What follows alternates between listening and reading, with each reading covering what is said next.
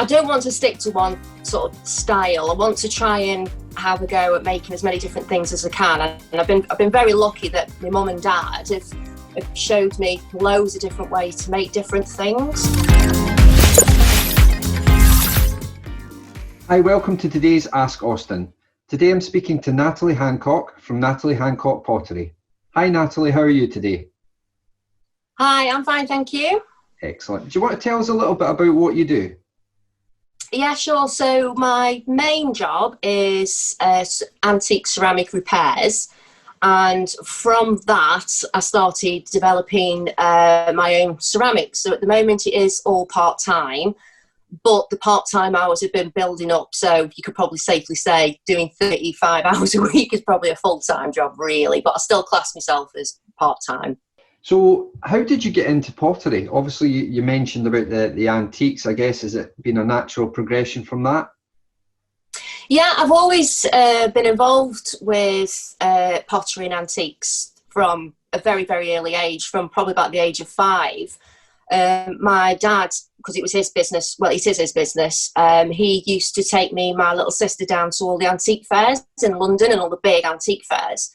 So from that, I've always had a fascination with antiques. I've always been picking them up, seeing how they're made and seeing how they've lasted, and you know, just how, especially when we get broken bits as well, I can see how they did it, so what kind of paints they've used, how they've put it together, etc. So from that, I wanted to kind of use all the old Staffordshire methods that they used to use and try and create something old but create it in a new way, if that makes sense. So it's getting like for instance, like a gurgle jug. I don't know if you've heard of the gurgle jugs.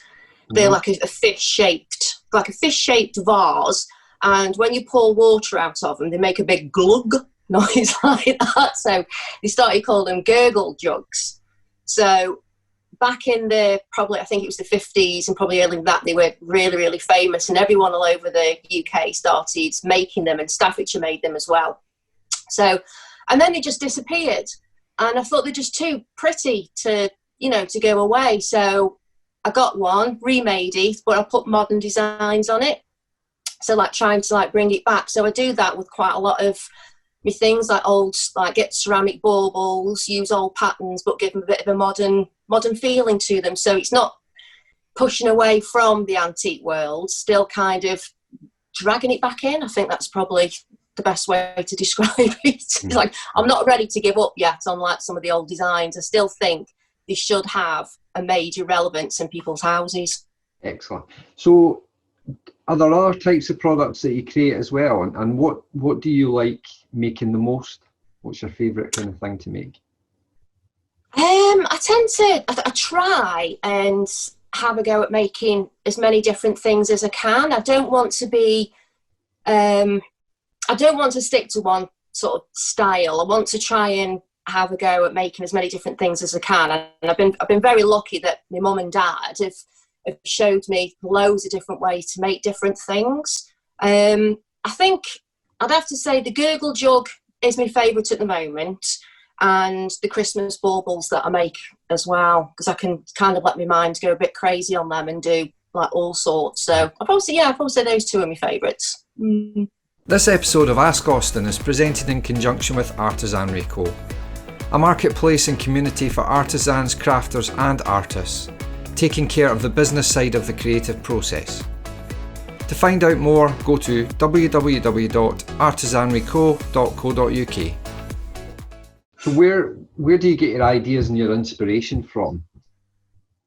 A lot of my ideas and inspiration come from so my dad has collected over the years hundreds and hundreds of antique books and the sales catalogues. So I get a lot of ideas from there. Internet is probably my last resort for getting ideas, because I know a lot of things when you go on there have been copied, or and the colours aren't right, things like that. So I get a lot of ideas from original antiques, from the original books, and a lot from my great, something like 4 times removed granddad's work as well. He was a painter in the Victorian times. So I get a lot of inspiration from his stuff as well. We've got a few of his books that we've managed to keep, and we just go through them. So it's original stuff that I try to get inspiration from. And how do you ensure that you continue to progress as a creator? I think it's finding different things to do, and I like to think, I first started off with trying to make things that look, oh, that's pretty, that's beautiful, that will look stunning in someone's house. And then going on to, well, is it useful? Mm-hmm. So I'm trying to make things more useful, so people will see not just as an ornament, as something else as well. So I know obviously you've got like a vase is a vase, but you can put flowers in it and all sorts of different things in it. But I like to look at different trends that are happening, and then look at an old piece of pottery and think, how can I change that to make it useful for modern times? My dad calls it destroying. He's like, still loves all his antiques, but I just like to see how far I can push that antique item to make it look as if it's always been there in the home, that kind of thing, as if it was, made for that. Yeah. So you're part of Artisanry. How did you get involved in that? I spotted them on Instagram, and I noticed the kind of artists they got were similar to, not the kind of stuff that I did, but the kind of the comments that they were leaving and things like that. And then they contacted me via Instagram, because I liked a lot of the stuff, and I had a phone call, went through some stuff, because I wasn't ready. I don't know, I do Etsy, I'd sell a little bit on there, but I wasn't sure if I was ready to go for the full get out there onto a website, etc. But after probably about 2 or 3 phone calls, and I went online with a few of the guys already on there, I just thought, yeah, you're like-minded people, that they've all got the same fears as what I had, and I just thought I've got nothing to lose. So they've just been absolutely brilliant. It's such a nice community, and everything, if I've got any problems or issues, I can just contact one of them, and they'll be like, right, I know somebody who can speak to you about this. And then within like minutes, somebody's there saying, yeah, I've had the same problem, this is what I did. So it's a nice little group of people that are prepared to share processes and things with you.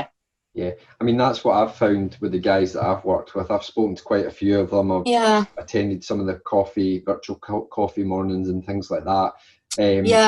It's a great bunch of people, and as you say, it's a really nice community feel. And I think especially at the moment, the way things are, it's nice to have that network, and almost that people you can ask questions to, and they can help you in your journey. So yeah. So what are you hoping to get out of the relationship with Artisanry then?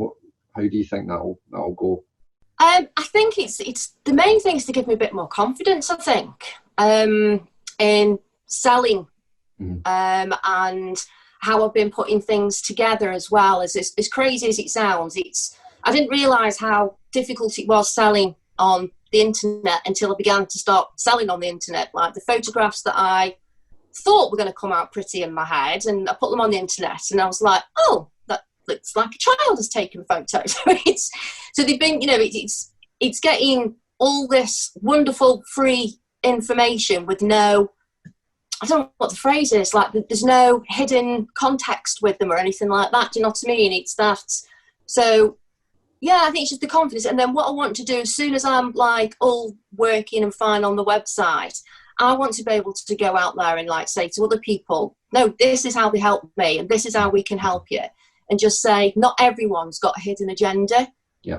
I think like that's one of the main things with them as well. So yeah, I think it's just that wonderful community thing. I think a lot of people get a bit nervous when they hear community, or they think of, I don't know, it's just, sometimes they think it's like some kind of cult or something when you're like, especially like with makers and craft, type people. Yeah. But I think it is that eventually I'd like to be the one that's, contacting people and saying, no, this is what you can do, and this is how you can do it. Yeah.